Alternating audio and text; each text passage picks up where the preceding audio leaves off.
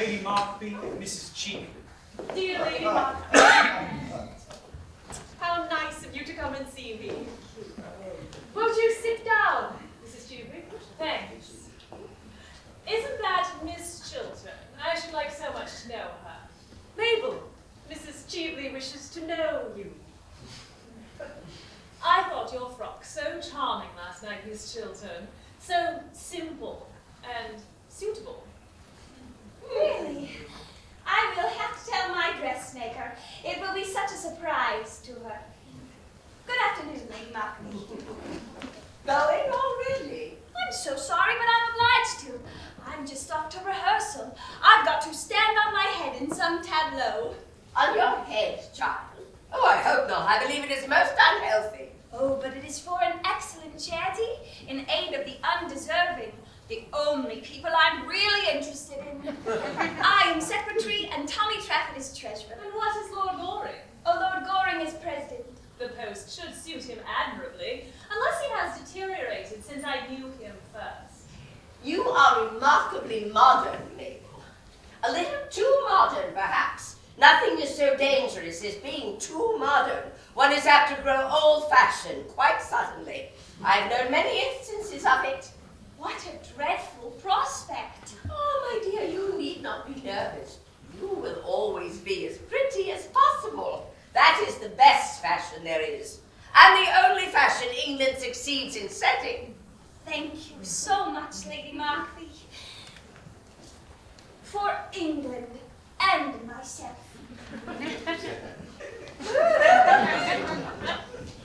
Dear Gertrude, we just called to know if Mrs. Cheekley's diamond brooch has been found. Here? Yes, I was missing it when I got back to Claridge's, and I thought I might possibly have dropped it here. I have heard nothing about it, but I will send for the butler and ask. Oh, pray, don't trouble yourself, Lady Chiltern. I dare say I lost it at the opera before we came on here.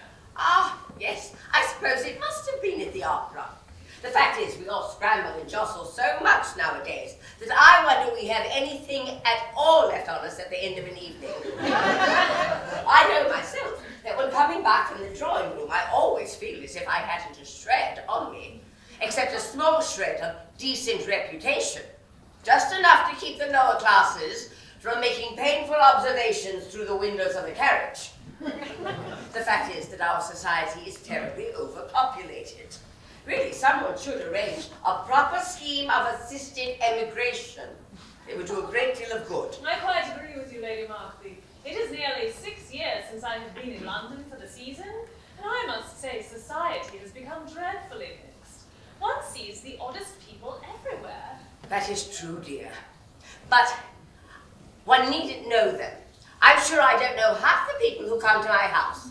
Indeed, from all I hear, I shouldn't like to. What sort of brooch was it that you lost, Mrs. Cheekley? A diamond snake brooch with a ruby. A rather large ruby. I thought you said there was a sapphire on the head, dear. No, Lady Markby, a ruby. And very becoming, I am quite sure. Has a ruby and diamond brooch been found in any of the rooms this morning, Mason? No, my lady. It really is of no consequence, Lady Chiltern. I am so sorry to have put you to any inconvenience. No, it has been no inconvenience. That will do, Mason. You can bring tea. Well, I must say it is most annoying to lose anything. I remember once at Bath, years ago, losing in the pump room an exceedingly handsome cameo bracelet that Sir John had given me. I don't think he's ever given me anything since, I'm sorry to say. He has sadly degenerated.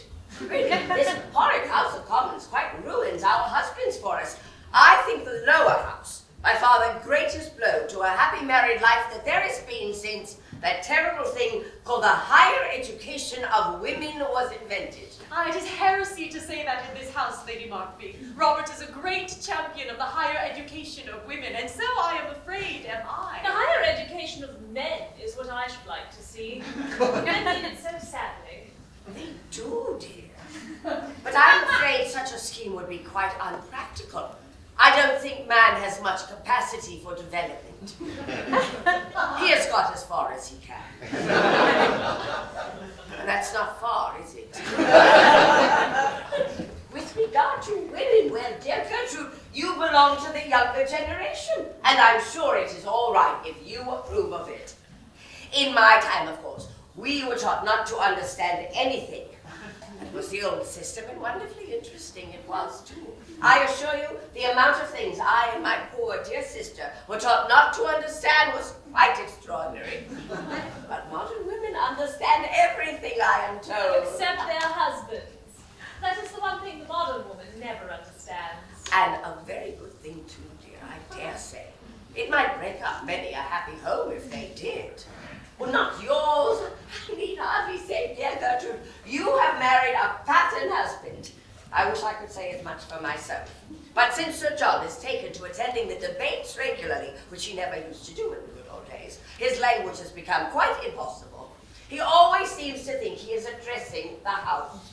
And consequently, whenever he discusses the state of the agricultural labourer, or the Welsh church, or something quite improper of that kind, I am obliged to send all the servants out of the room. It is not pleasant to see one's own butler, who has been with one for 23 years, actually blushing at the sideboard, and the footman making contortions in corners like persons in circuses. I assure you my life will be quite ruined unless they send Sir John at once to the upper house. He won't take any interest in politics then, will he? The House of Lords is so sensible, and has so many gentlemen. But in his present state, Sir John is really a great child. Why, just this morning, before breakfast was half over, he stood up on the hearthrug, put his hands in his pockets, and appealed to the country at the top of his voice. I left the table as soon as I had my second cup of tea, I need hardly say. But his violent language could be heard all over the house. I trust, Gertrude, that Sir Robert isn't like that. But I am very much interested in politics, Lady Markby. I love to hear Robert talk about them. May I give you some tea, Mrs. Cheveley? Thanks. Some tea, Lady Markby. Oh, no thanks, dear. In fact, I have promised to go round for 10 minutes to see poor Lady Brancaster, who was in very great trouble. Her daughter, quite a well-brought-up girl too, has actually become engaged to be married to a curate in Shropshire. It is very sad, very sad. I can't understand this modern mania for curates. In my time, we girls saw them, of course, running about the place like rabbits, but we never took any notice of them, I need hardly say.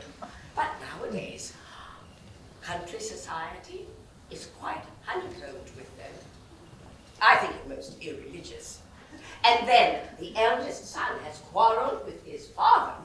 And it is said that when they meet at the club, Lord Brancaster always hides himself behind the money article in the Times. However, I think that is quite a common occurrence nowadays, and that they have to take in extra copies of the Times in all the clubs in St. James Street. There are so many sons who won't have anything to do with their fathers, and so many fathers who won't speak to their sons.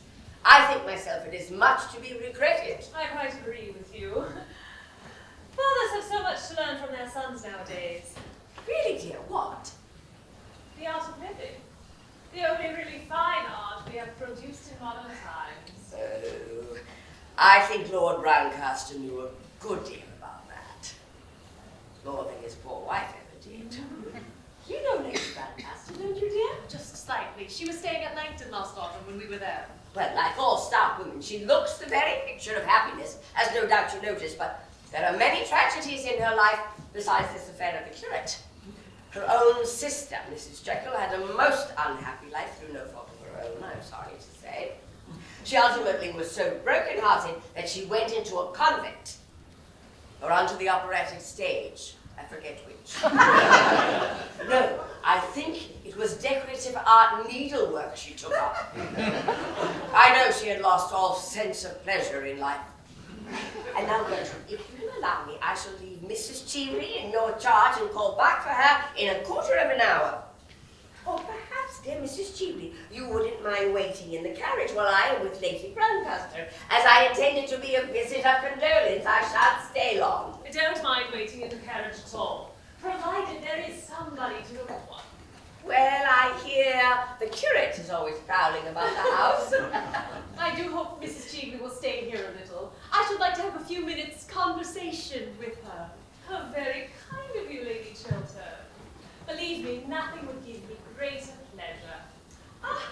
No doubt that you both have many pleasant reminiscences of your school days to talk over together.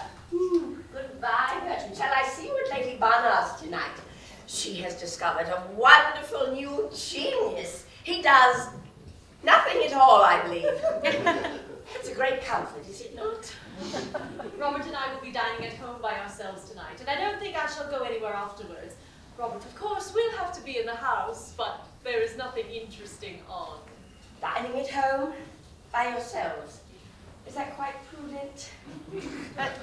Oh, I forgot. Your husband is an exception. Mine is the general rule. And nothing ages a woman so rapidly as having married the general rule.